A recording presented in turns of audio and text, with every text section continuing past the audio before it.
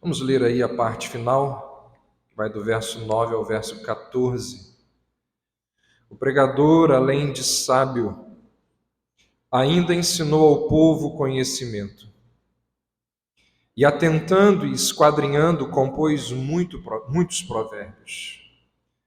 Procurou o pregador achar palavras agradáveis e escrever com retidão palavras de verdade. As palavras dos sábios são como aguilhões, e como pregos bem fixados às sentenças coligidas, dadas pelo único pastor.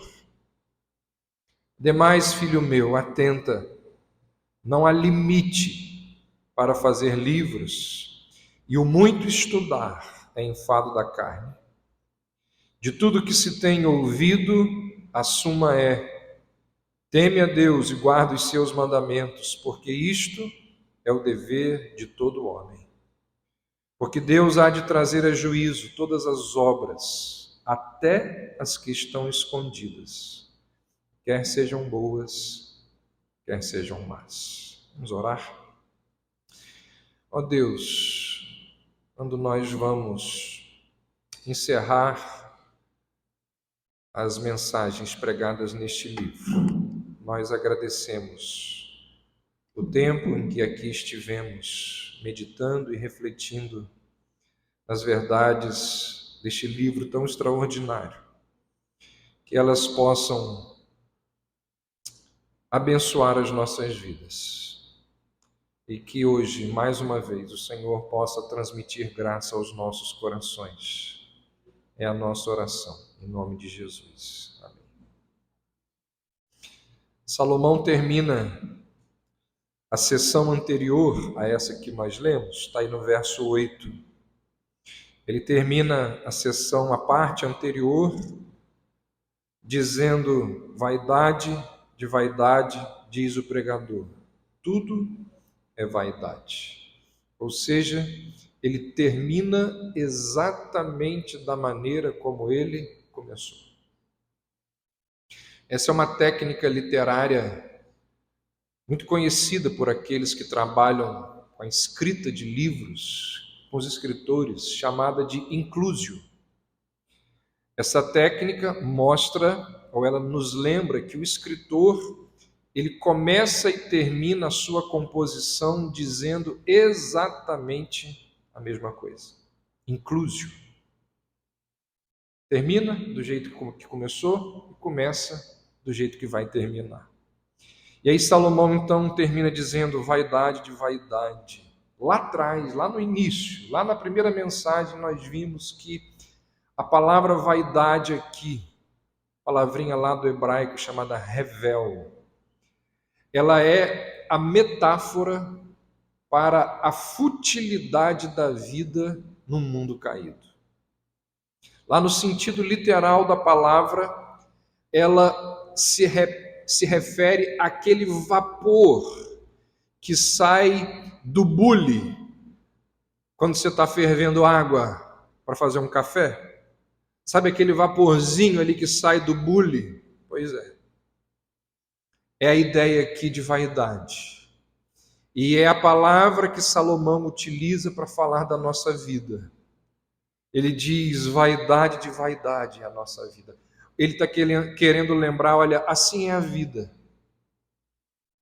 Antes que você perceba, ela vai embora. A vida é tão rápida que é como vapor, ela dissolve no ar. Muito breve. E ao começar e encerrar com a mesma afirmação, Salomão nos lembra de uma das principais mensagens do seu livro, que é aquela de que não há nada de novo debaixo do sol. Ao usar essa técnica do inclusio, tocando nesse tema da vaidade, ele enfatiza e ele fala daquilo que ele vai mostrar ao longo do livro, de que não há nada de novo debaixo do sol. Como foi no passado, assim é no presente e assim vai acontecer no futuro. Salomão diz, olha, terminamos da mesma forma que iniciamos. Isso não significa que Salomão seja meramente repetitivo. Não é isso. Salomão nos leva de volta para onde nós começamos, só que nós não somos mais as mesmas pessoas depois de tudo aquilo que aprendemos e ouvimos. A leitura do seu livro, verificar tudo aquilo que nós verificamos, aprender tudo aquilo que nós aprendemos, nos traz agora, depois de tudo, uma perspectiva melhor da vida. Ele nos leva para onde ele terminou, mas isso não significa que sejamos as mesmas pessoas. Porque agora, depois de tudo, nós sabemos, porque ele nos disse, que o trabalho é vaidade. O trabalho é vaidade. E não há nada a ganhar com a nossa labuta infindável aqui debaixo do sol. Ele nos ensinou isso. Depois de tudo que falou, ele nos lembra, e nós aprendemos, que a sabedoria humana, assim como o trabalho, também é vaidade. E que a sabedoria humana, ela apenas aumenta a nossa tristeza e a nossa desilusão. Não importa se somos sábios ou se somos tolos, todos morremos no fim, diz Salomão. Agora nós sabemos que não apenas o trabalho, e não apenas a vaidade humana, mas o prazer também é vaidade. Vinhos, mulheres e músicas, parques, casas e vinhas, ouro, prata e tesouros. Salomão diz lá no capítulo 2, nenhum proveito há debaixo do sol. O trabalho é vaidade. A sabedoria humana é vaidade, o prazer é vaidade, o dinheiro é vaidade. Ele vai dizer, traz muitos problemas. E nós podemos perder os nossos bens de uma hora para outra. E mesmo se a gente conseguir administrá-lo corretamente, ainda assim o dinheiro não vai satisfazer a nossa alma. Quem ama o dinheiro, nunca dele se farta. Então ele termina do jeito que começou, mas ele nos ensinou tudo isso e a gente não é mais a mesma pessoa. Não somos mais as mesmas pessoas. Não significa que em todo esse processo não exista alegria. Porque a despeito de toda a vaidade, ele vai nos dizer em muitos momentos que nós podemos sim gozar das bênçãos da vida. Em alguns momentos ele nos encorajou a comer, a beber, a encontrar alegria e satisfação no próprio trabalho, que ele diz que é vaidade. Existiram momentos ao longo do livro em que ele nos instruiu a aproveitar a vida com a pessoa que nós amamos, com aqueles próximos a nós, a quem nós temos muito carinho e amor. Ele nos ensinou que existe um tempo para cada coisa, inclusive para se alegrar e usufruir das coisas boas que Deus nos deu. Então, nós chegamos ao fim, voltando ao começo, mas nós não somos os mesmos, depois de ler o que ele nos ensinou. Sabemos que existe muita vaidade, que tudo é vaidade, mas que tem no meio do revel coisas boas. E parece que é isso que ele quer que a gente entenda. Que a vida fugaz, como um vapor, essa vida que rapidamente passa, ela só encontra sentido se Deus estiver incluído no nosso trabalho, no nosso lazer, nas coisas que nós fazemos. O que ele deseja que saibamos é que existe rara e pouca alegria numa vida vivida debaixo do sol, cujo Criador não é o centro da nossa existência. Então, nas suas tentativas de nos mostrar essas verdades, Salomão, o que ele fez ao longo desses 12 capítulos? Ele nos conduziu num tour incrível por esse mundo vaporoso, que sofre e geme com dores de parto, esperando a redenção. Ele está nos conduzindo, ele nos pega pela mão, em alguns momentos ele puxa o nosso cabelo, porque a gente não quer continuar vendo o que ele tem a nos dizer. E ele vai nos levando, e ele vai nos conduzindo, e ele vai nos mostrando as coisas da vida. E agora, o tour termina. E ele nos deixa exatamente no lugar onde a gente começou. Nós entramos com ele numa jornada. Essa jornada foi por alguns lugares e agora ela retorna no mesmo lugar. E ele diz: agora você desembarca. Mas existem muitas coisas que nós aprendemos. E agora nós somos capazes de analisar a vida de outra perspectiva, com outro olhar. Então ele está terminando aqui o seu livro e ele termina dizendo, olha aí, verso 9. O pregador, além de sábio, ainda ensinou ao povo o conhecimento e, atentando e esquadrinhando, compôs muitos provérbios. Às vezes algumas pessoas ficam confusas quando leem o Eclesiastes. Mas elas se esquecem de que o próprio Salomão, ele explicou o projeto, o objetivo dele com esse livro. E essa parte final do livro, esse epílogo, poderíamos dizer assim, ele é importantíssimo para a gente compreender a proposta de Salomão aqui em Eclesiastes. E ao que parece, ele escreveu esse livro não para nos confundir, conquanto muitas vezes ao ler a gente fica confuso. Ele escreveu esse livro, ele nos diz, para nos tornar pessoas mais sábias. E eu penso que aquelas que leem o livro de Salomão, leem o Eclesiastes com temor, com reverência, com sabedoria, essas pessoas adquirem o conhecimento que ele tanto deseja transmitir com o seu livro. Porque assim como a rainha de Sabá, lembra? Ela chega a ele, ela viaja, faz uma viagem absurdamente grande para a época, e ela chega até ele para conhecê-lo, ouvi-lo, e ela chega cheia de indagações, ela chega cheia de dúvidas, cheia de questões. Assim como ela, nós também temos as nossas indagações, as nossas perplexidades não resolvidas.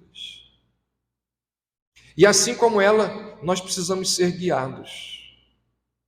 Assim como ela, nós precisamos de direção, de sabedoria. E é isso que Salomão faz aqui em Eclesiastes.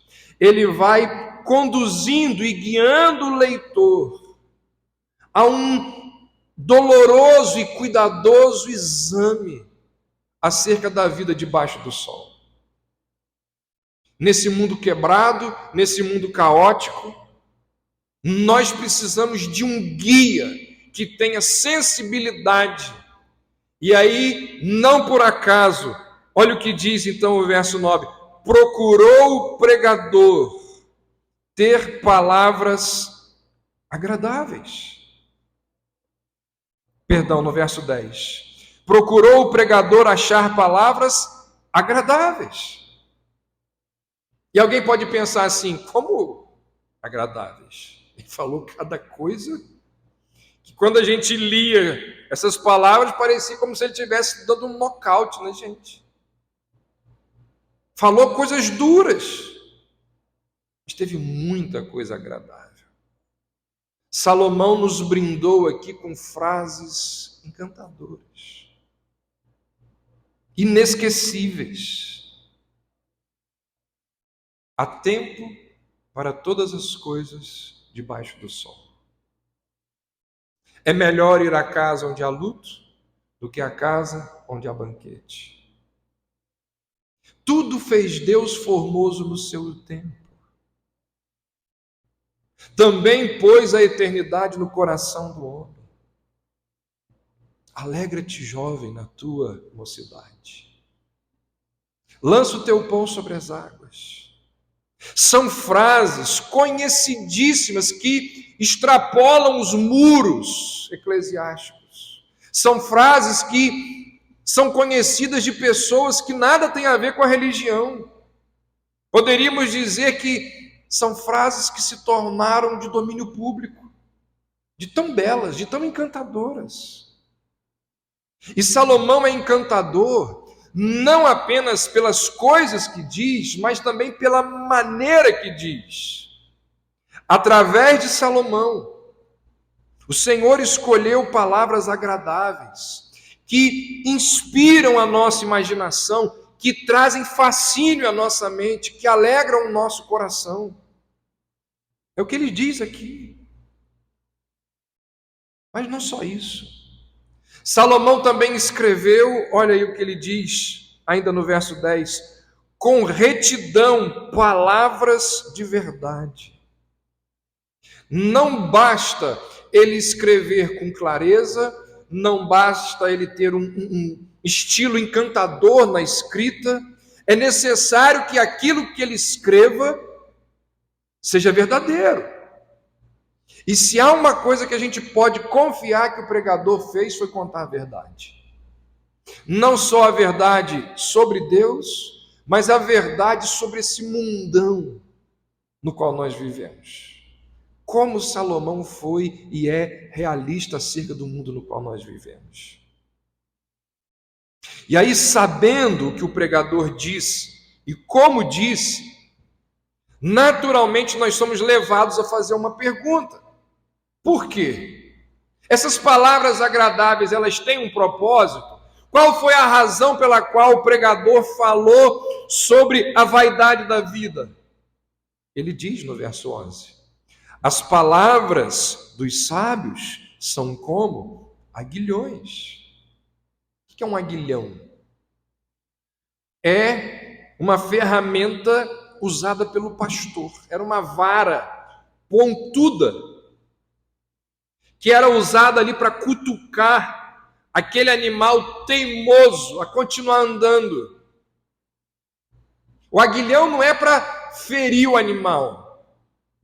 O aguilhão existe para infligir uma dose suficiente de dor, com o objetivo de obter a cooperação do animal. Ele está ali parado, ele não anda. E aí você pega o aguilhão então e cutuca o animal, para que ele saia da sua inércia, para que ele não fique ali como uma mula. Então você pega o aguilhão e cutuca o animal. Eclesiastes faz a mesma coisa com as pessoas de fé. As palavras do Eclesiastes são agradáveis, mas elas também infligem uma suficiente dose de dor, para que a nossa consciência amortecida se desperte, para que saiamos ali da nossa zona de conforto e abandonemos os nossos pecados. As palavras do Eclesiastes são estímulos para a nossa alma, que nos levam e nos chamam para o caminho espiritual, de retorno ao caminho espiritual. Então as palavras do pregador são uma espécie de aguilhão divino, e elas nos levam a não procurar uma satisfação duradoura no dinheiro, no prazer, mas apenas em Deus. Elas nos afastam daquela raiva tola, daquele riso zombador, escarnecedor. Elas nos estimulam à paciência, ao contentamento, à humildade, à alegria. Quando nós começamos a nos desviar dos caminhos do Senhor, quando nós começamos a esquecer os valores da fé cristã, vem o aguilhão do Eclesiastes e nos cutuca para a gente lembrar novamente do Criador. E no momento que a gente pensa, supõe, imagina que a gente vai viver para sempre, ele vem com um aguilhão e nos dá uma cutucada aqui na costela e nos lembra que logo a gente vai morrer, porque a vida é passageira. Ele diz mais, verso 11, ele diz que essas palavras que ele utilizou são como pregos bem fixados, as sentenças coligidas dadas pelo único pastor. Nós temos aqui uma imagem de permanência e solidez.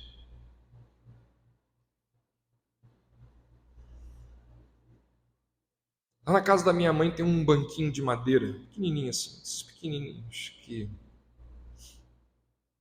a gente usa para sentar rapidamente.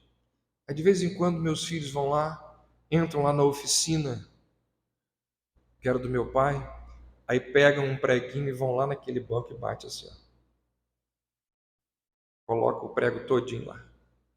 E bate. Eu pago um calebito para quem for lá e tirar um daqueles pregos. Não vai sair. Salomão está dizendo, essas palavras são como pregos bem fixados. As sentenças coligidas. É uma imagem daquele prego que entra e não sai mais, de permanência, de solidez. O que Salomão está dizendo é o seguinte, olha, quando um provérbio entra na nossa mente, ele fica ali, como um prego num bloco de madeira. Os provérbios bíblicos, diz Salomão, eles têm um jeito de pregar diretamente à nossa mente. Eles se prendem de uma forma impressionante ao nosso cérebro. Eles são memoráveis, dá para você guardá-los. E quando nós os ouvimos algumas vezes, a gente nunca mais se esquece deles. Por exemplo, melhor é serem dois do que um, porque você repetiu aí na sua mente. O cavalo se prepara para o dia da batalha. Quem conhece, repetiu aí, mas a vitória vem do Senhor. Acima de tudo que se deve guardar, guarde o seu coração. Quem sabe repetiu aí. É o que Salomão está dizendo. Essas sentenças são como pregos bem fixados, elas entram ali e não saem.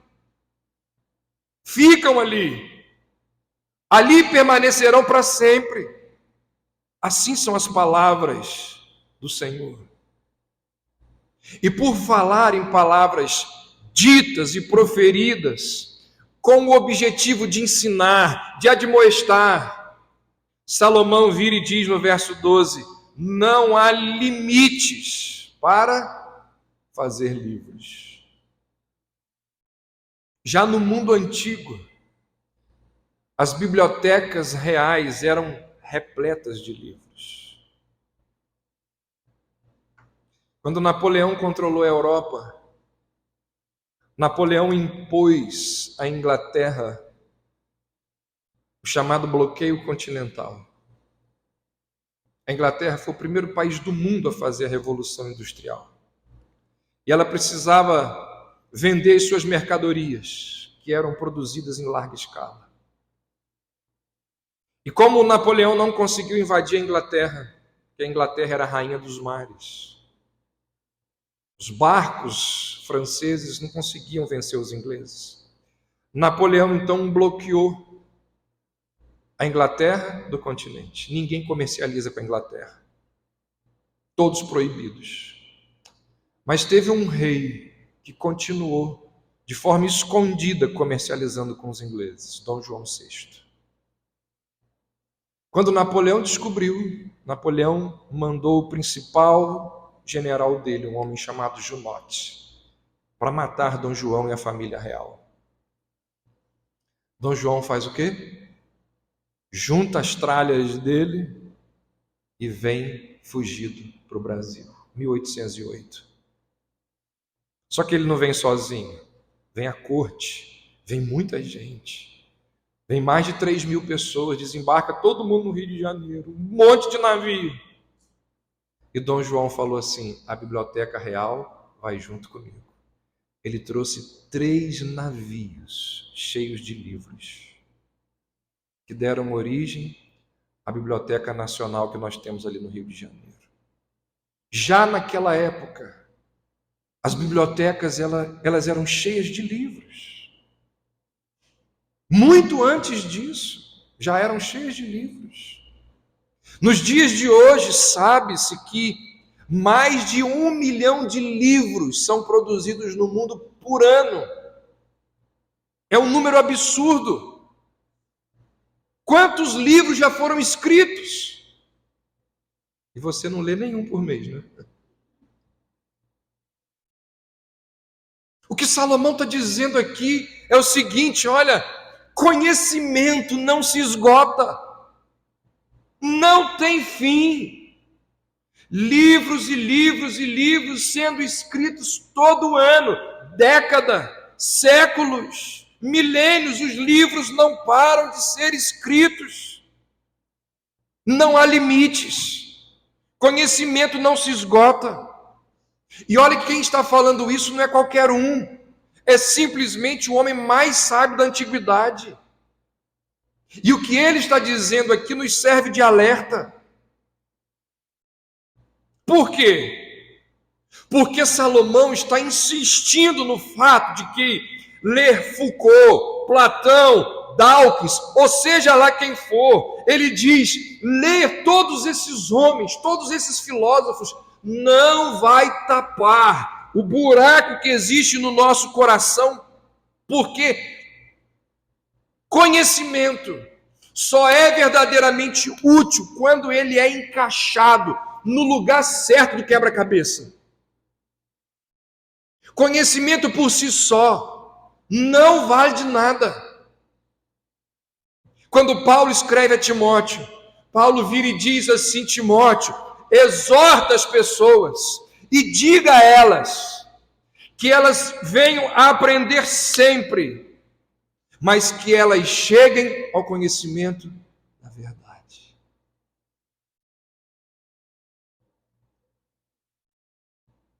Que elas cheguem ao conhecimento da verdade.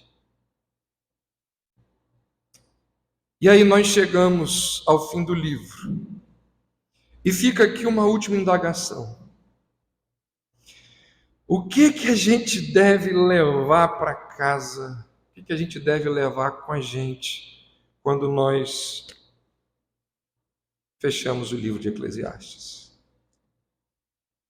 As últimas palavras do livro, elas fornecem uma conclusão ética e escatológica. Salomão vai dizer, verso 13 e 14, de tudo que se tem ouvido, a suma é: teme a Deus e guarda os seus mandamentos, porque isso é o dever de todo homem. Porque Deus há de trazer a juízo todas as obras, até as que estão escondidas, quer sejam boas, quer sejam más. Não é a primeira vez que Salomão instrui o leitor a temer a Deus. E aqui ele nos diz que isso, o quê? Temer a Deus é o dever de todo homem. Temer a Deus é o dever de todo homem. Ele está dizendo aqui, olha, a vida se resume a isso. É como se ele dissesse assim, olha, se você não lembrar de nada do que eu falei até aqui, não esqueça o que eu vou dizer agora. Teme a Deus. Isso é o dever de todo homem. É disso que a vida trata. A coisa mais importante para toda pessoa é temer a Deus e obedecer aos mandamentos de Deus. Isso é mais do que o mero dever de todo homem. Por quê? no final das contas, é isso que traz sentido, alegria, felicidade, ocupação. É a soma de tudo que diz respeito ao homem, é tudo que Deus exige do homem. A coisa mais importante na vida é apresentar-se ao único Deus em adoração e obediência. E aí ele diz, deve ser assim, inclusive, sabe por quê? Porque um dia Deus revelará cada pecado secreto, bem como cada gentileza anônima. Você deve temer a Deus, porque um dia Deus vai julgar cada ato, seja ele bom, seja ele mau, incluindo, diz ele, cada pensamento casual, cada palavra descuidada. É o que diz não ele, mas lá no Novo Testamento. O apóstolo Paulo vai dizer lá em 1 Coríntios que Deus trará à luz as coisas ocultas das trevas, e Deus será capaz de manifestar os desígnios ocultos do coração. Ele está dizendo, olha, no fim da nossa existência, da nossa estrada existencial, nós chegaremos lá, ao trono da justiça eterna, e nós iremos nos deparar com o grande juiz. Por isso que ele menciona aqui o juízo final. E quando ele faz referência a esse dia, ele então acaba nos dizendo o quê? Quando ele nos lembra do juiz, quando ele nos lembra do julgamento final, o que ele está nos lembrando? Que tudo na vida importa. Salomão inicia e encerra a sua busca espiritual dizendo que tudo é vaidade e que sem Deus a vida debaixo do sol não tem sentido, não tem propósito. Se não houver Deus, se não existe um Deus, e portanto não há um juízo final, é difícil ver como que qualquer coisa nesse mundo faça sentido. Agora, se existe um Deus que vai julgar cada ato, cada palavra, cada pensamento, que são as imagens que as Escrituras utilizam. Se há um Deus que vai julgar cada pensamento, isso significa que tudo importa. Tudo importa. O que os nossos olhos enxergam não é tudo que existe. É o que ele está dizendo. Há um Deus no céu. Há um Deus que reina sobre tudo. Existe uma vida depois. Existe uma vida depois dessa terra que os nossos olhos não enxergam. Há um Deus no céu que os nossos olhos não enxergam. Um dia os mortos serão ressuscitados e cada pessoa será julgada por Deus. E quando este dia vier, será revelado que tudo que qualquer pessoa fez, disse ou pensou, tem relevância na eternidade. No fim, no juízo final, Salomão está dizendo, importa como nós usamos o nosso tempo. Se nós usamos o nosso tempo com prazeres tolos, ou se nós usamos o nosso tempo a serviço do reino de Deus. No último dia, importará o que fizemos com o nosso dinheiro. Dinheiro bateu na conta, foi pago. O que você faz ao longo daquele mês com aquele dinheiro? Filho, filha, você dará conta a Deus. Deus vai te cobrar. Se você usou de forma egoísta, se você investiu no reino de Deus, Deus vai te cobrar. O que nós fizemos com o nosso corpo, o que os nossos olhos viram, Onde nós colocamos o nosso olhar, o que as nossas mãos tocaram, o que as nossas bocas disseram. Se o nosso corpo foi instrumento de bênção ou de pecado, Deus vai te cobrar. Se você obedeceu os seus pais, se você os honrou como Ele mandou que você os honrasse, o que nós fizemos lá com uma criança de 2 anos, a maneira como nós dedicamos tempo a ela, se nós descemos ao nível dela para falar do Evangelho, ou se nós a ignoramos, o que dissemos sobre o desempenho de outra pessoa, a gente fica observando. A observação sarcástica ou aquele elogio genuíno, isso vai importar. Tudo importa. A tarefa doméstica, a lição de casa, o copo de água oferecido, lembra lá o que Jesus disse? Se você oferece um copo de água, Jesus está dizendo, a ação mais simples, a lágrima da compaixão, a palavra do testemunho, o que Salomão está dizendo, olha só, ele diz, tudo importa, porque Deus há de trazer a juízo todas as coisas.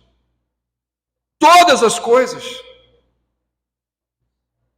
Você duvida de que o Deus Todo-Poderoso há de trazer a juízo todas as coisas sobre a sua vida?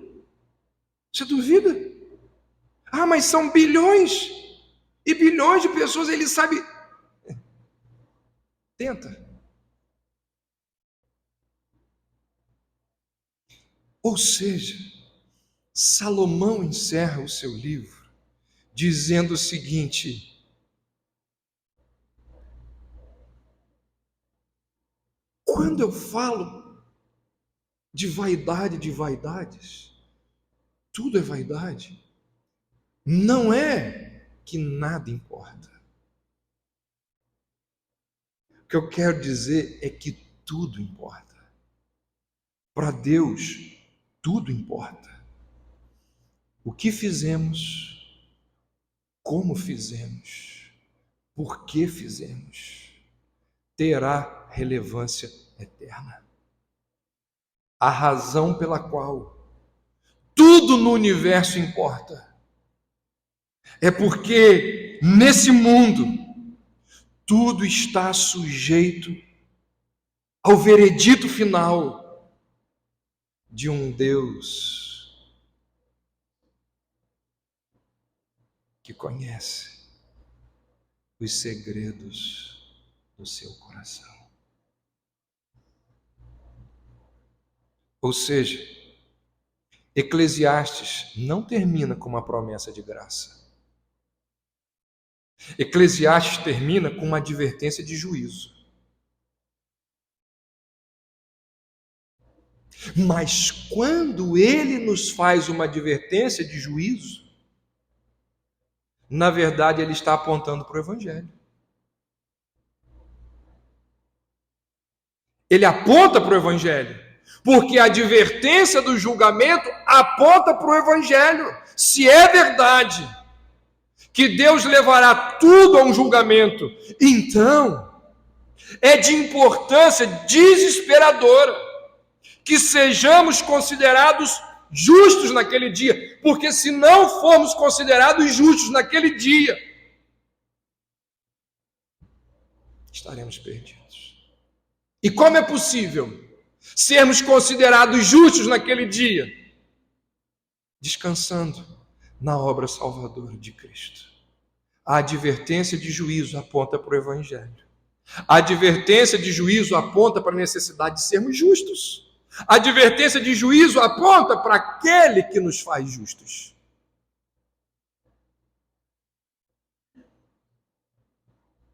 Deixa eu dizer uma coisa que você já tem idade para saber. Enquanto essa vida durar, você vai sofrer. Vai sofrer. Eu vou sofrer. A vida vai nos ferir. E como vai? Tomar vacina dói. Não adianta fingir que não dói. A broca do dentista dói? Não dói não, dói muito. Sem anestesia, quando acaba o efeito, nossa. A vida vai ter dias cinzentos aos montes. Vimos semana passada, quando ele diz aqui, que na verdade são muitos os dias cinzentos. O nosso coração, ao longo da nossa trajetória aqui por esse mundo, ele vai ficar ferido, partido, magoado em muitos dias. A vida vai nos ferir aos montes. Certamente que existem muitos de vocês aqui hoje, feridos, machucados, sangrando por alguns motivos familiares, profissionais, existenciais, religiosos. Mas deixa eu dizer uma coisa para vocês.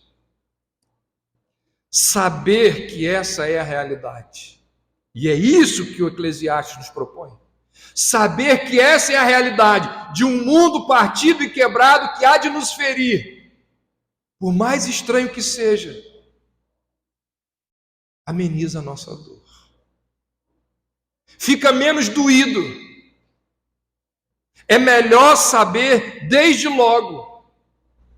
Porque quando a gente sabe, entende e vive a partir disso, a gente se prepara. Então, como diz o ditado, aceita que dói menos.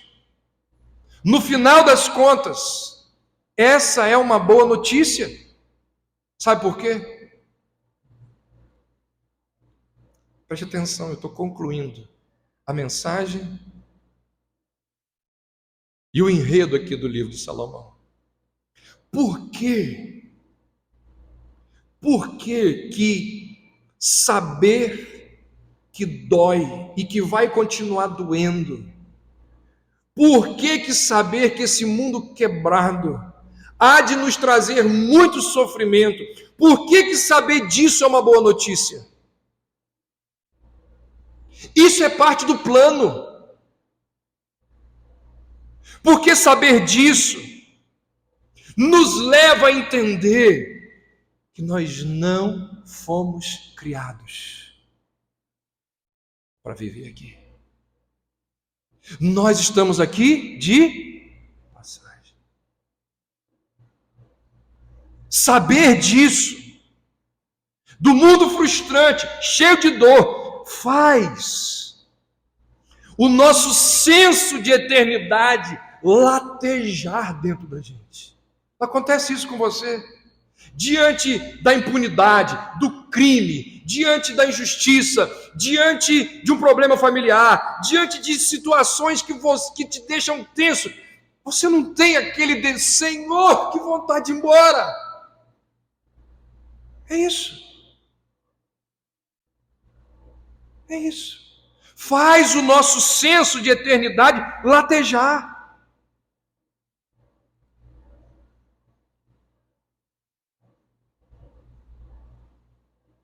E não deixa você viver a sua vida aqui nesse mundo sem resposta. Tem uma resposta. Qual é a resposta? Eu não vou ficar aqui. Não é para sempre. Por que a conta não fecha? Por que o coração não satisfaz? É porque você não é quem foi feito para ser. Você foi feito para imitar a Deus e a essência do seu ser insiste em fugir disso. Se essa vida é um labirinto com paredes quebradas, becos sem saídas, perigos, armadilhas, então nós precisamos de um guia confiável, de um caminho que nos leve de forma segura rumo à saída. Mas tem de ser um caminho que venha de fora do labirinto, que comece antes do começo, que exista antes da existência, que venha do infinito, cheio de graça, cheio de verdade, que nos pegue pela mão, alguns pelo cabelo, e nos guie de forma graciosa ou à força no meio da tempestade. É o que Salomão está dizendo aqui.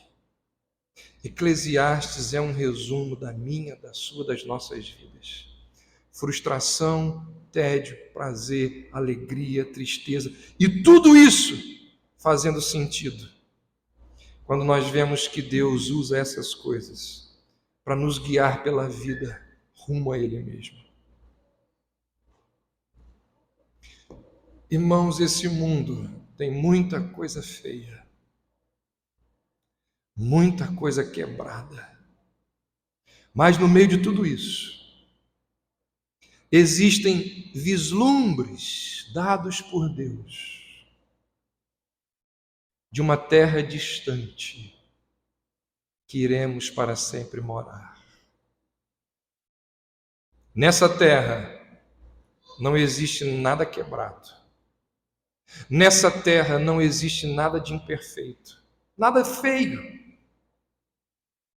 Já dizia o poeta, há um país nas terras de além-rio, cheio de flores, de prazer e luz. É destinado às almas resgatadas. Lá não terão mais lutas, nem mais cruz. Pois é ali que a morte não mais entra, nem mais pecado o brilho tirará. Jesus, o rei dessas mansões tão lindas, os salvos todos com prazer abraçará. Lindo país! Eu vejo a brisa mansa acariciar campinas e jardins e embalar as palmas prateadas dos perfumados vales com jasmim.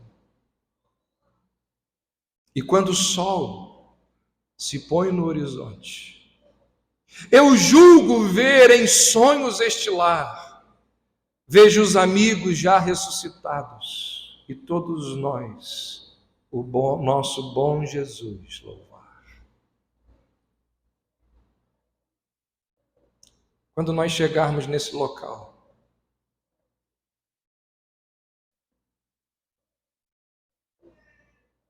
é possível que a gente fique sem palavras. Você não fica imaginando coisas na vida? A gente imagina. Uma das coisas que você deveria imaginar é o dia que você chegar no céu. Às vezes eu faço isso. Esse é um exercício que eu acho que eu preciso fazer sempre, porque quando eu estiver chegando no momento de partir, eu acho que é isso que vai me consolar. Em breve eu estarei lá no céu. Como será? E eu acho que quando um salvo é levado para o céu, quando ele chega lá no céu, há 10 segundos estava lá em Campos, na UTI da Unimed. Agora está.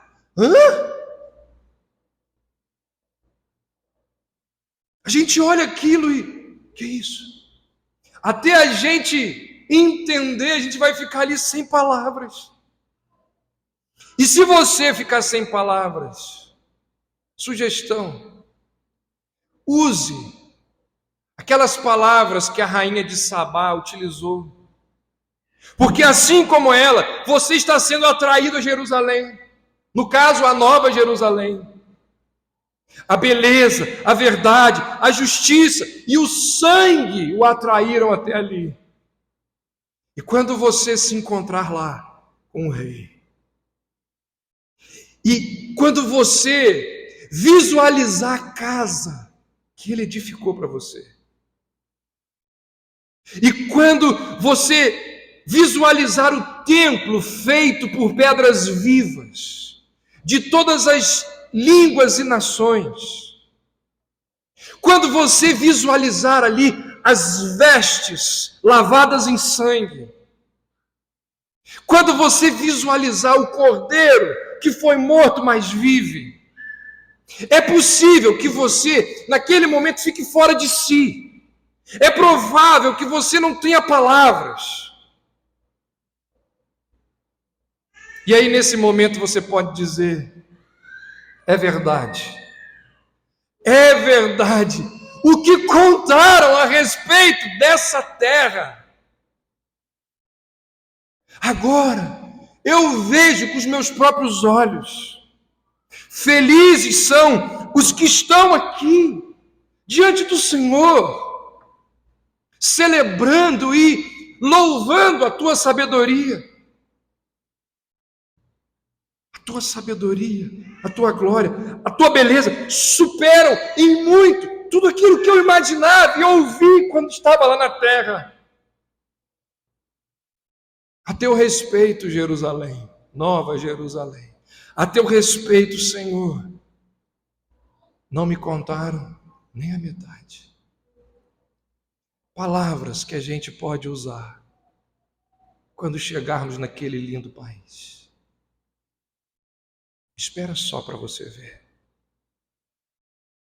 Que Deus nos dê essa perspectiva, para que a gente continue caminhando por esse mundo sem sentido, quebrado, destruído por nós, pecadores.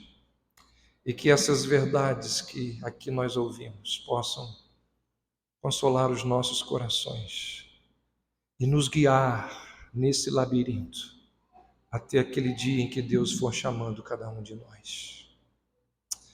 Ó Deus, louvado seja o teu nome por essas verdades que consolam os nossos corações. Que elas venham a nos guiar, que elas venham a nos orientar por todos os dias em que vivermos aqui neste mundo. Até aquele dia em que o Senhor há de nos levar para aquele lindo país, para aquele lugar onde não há mais choro, para aquele lugar onde todos os redimidos estarão juntos por toda a eternidade, louvando e bendizendo o Cordeiro que foi morto, mas vive. Ó Deus, ajuda-nos a entender e a viver a partir do entendimento dessas verdades. Assim nós oramos, em nome de Jesus.